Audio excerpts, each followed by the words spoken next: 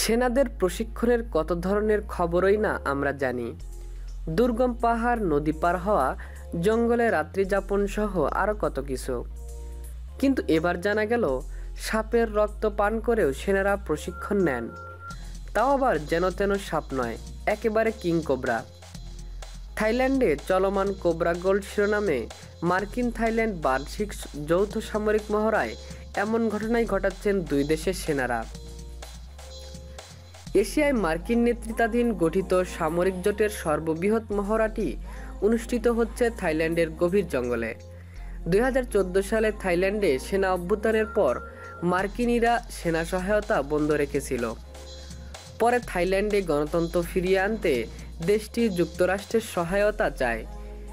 এরপর আবারও দুই দেশের বন্ধুত্বপূর্ণ সম্পর্ক জোরদার হয়।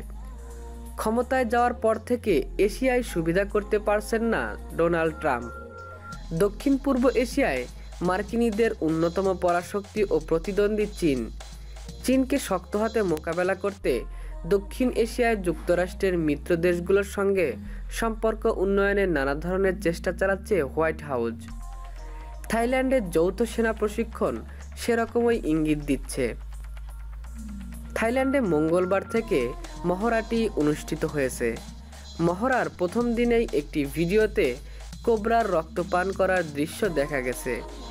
এবারের মহড়ার উদ্বোধনী অনুষ্ঠানে অংশ নিয়েছেন মার্কিন প্যাসিফিক কমান্ডের অ্যাডমিরাল হ্যারি হ্যারিস। 2014 সালের বিপ্লবের পর এবারই প্রথম কোনো মার্কিন সেনা কর্মকর্তা যৌথ মহড়ার উদ্বোধন করেন। জানা যায়, সেনাদের আরও বেশি হিংস্র, তেজোদীপ্ত ও সাহসী করার জন্য তাদেরকে কিং কোবরার বিষ খাওয়ানো হয়।